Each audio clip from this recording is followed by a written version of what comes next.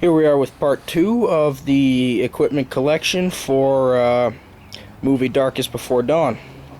I showed you the uniforms and the packs, and now I'm going to show you the some of the field gear we'll be using. First off, a pistol belt.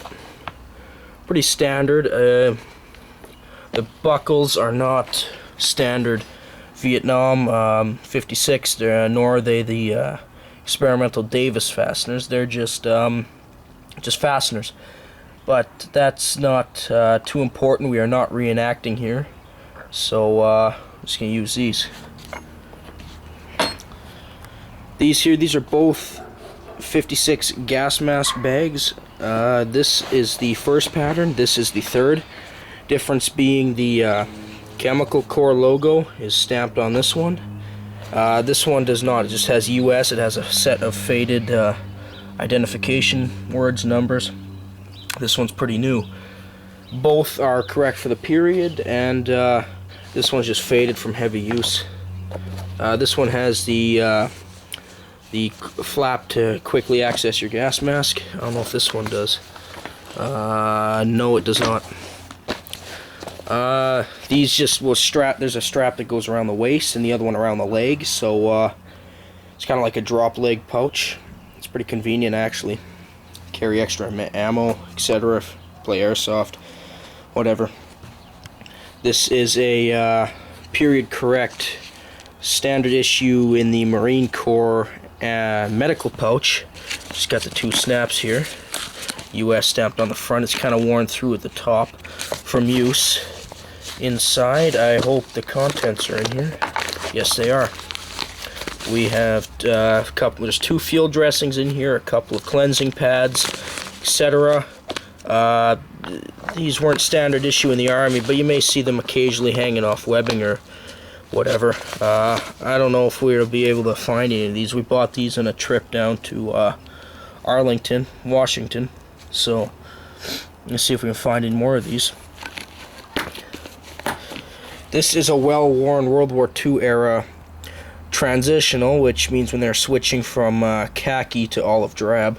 It's got a massive rip at the top. I'm kind of upset about that. I realize now I shouldn't have used it, but Vietnam ones were very similar, except they had bayonet attachment here, 2 eyelets, and a strap here.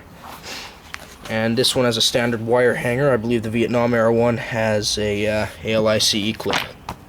So, probably not going to use that one. That's pretty beat up, but you know. Here we got the shovel itself.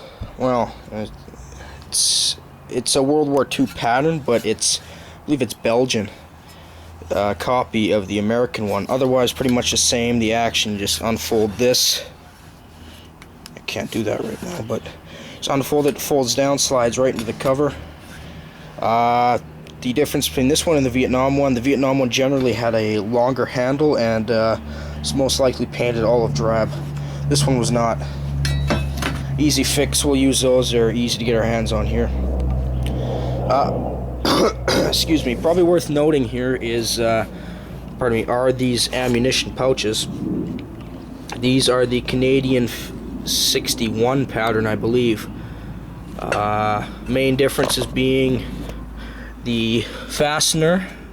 I'm not quite sure the difference. All I know from pictures is that the American ones did not have this. The 56 pattern American ones had the attachments on the sides for grenades, one on each side. They had ALICE clips on the back and a suspender strap. These have none of those features. They're just a nice pouch. They look pretty much the same from the front, and we'll be using these because they are period correct for the 60s era, and they're easy to get our hands on. They're cheap, $5 a piece from our local Army surplus. Here, I have several of them here. Worth comparing here is this one has been sprayed with a rubber coating to help waterproof it and prevent mildew and rotting. This one has not. Now, whether the Americans use this rubber coating on theirs, I'm not sure. So we're going to employ the cloth ones whenever possible, or the raw canvas ones. Of my 6 of them I have. I'm showing 5 here. These 3 are rubberized, and these 2 are not. And they just have a Velcro thing on the back. This one's kind of breaking. I'm not going to pull it apart, but that's how you attach them to your web belt. Excuse me again. Down here we have a selection of canteen pouches. These are all period correct. Again, we see this is virtually identical to the American 56 one. Canvas around the canvas trim. Difference are the silver buttons as opposed to the brass. I don't know the story behind those, but I just know they're different. These are the same. They have the Velcro on the back. This one's falling apart as well, as opposed to the American snaps, or not snaps, pardon me, the ALICE clips. These are period correct, despite the fact that they look like those new cheap ones you can find. Buy from dime a dozen. These are period correct. It's kind of worn off on the back here. Both will be used side by side as just as the real ones were in Vietnam. This again is the same as this one, but it has had the rubber coating sprayed onto it. Again, whether or not this was used in Vietnam, I do not know. So we're going to try to avoid those as best we can. It's the same as this one, side by side. They're exactly the same. This one is a little finicky. I couldn't get the ALICE clip through the right side, so I had to invert it. I don't know why. Last kind of field gear pouch I have is the M60 linked.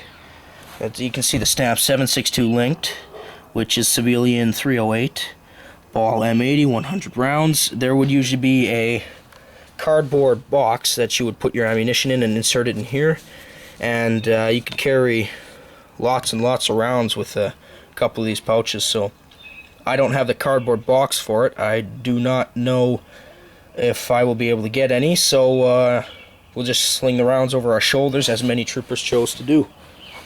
Here, this is kind of before Vietnam. These are World War II binoculars, American officer binoculars. Well, they're not strictly an officer item. You just get them from anywhere. But as you can see, they still got the original leather strap, and there's some sort of number carved in there. What that is, I don't know. It's a bit big to be a unit number. Phone number, maybe, I have no idea. These are the exact size. In fact, these are original, as is the case. You see, I paid $5 for it at a garage sale. I don't know if you can see that there. And the snap up front is broken, but we may very well use these. These are a nice pair of binoculars. They look pretty cool, slung over the shoulder, etc. Last but not least, here I have a pellet version of the 357 Magnum. I actually love this thing. It's full metal. You can open the bullet, the hammer. It will stay back and pull it to release. It's got safety up here. Chamber spins. It's a great prop, actually. It's an amazing prop. Love it. So one of our characters will most likely be carrying it. So that was the field gear that will be showing up in our movie. This is not my entire collection. I have a lot of non-period specific stuff that I did not include here. Will not be showing up. So anything I pointed out, please don't write a comment and complain about it, because I realize it's not correct. So I'm not going to be one of those people who beg for your subscriptions or plead for them. I'm just going to tell you that we have a number of great videos coming out, including a couple test videos and a trailer for Darkest Before Dawn, all coming out on Hell from the Sky Films. So search on YouTube, you won't be disappointed. If you subscribe, again, you will not be disappointed with our videos. We're filming in early June, so I estimate a couple months to edit. We're having a professional do it. Actually, search up Timbo Jim Films, and you will see some pretty nice effects there as well. So thank you for watching. If you have any comments, questions, don't hesitate to ask.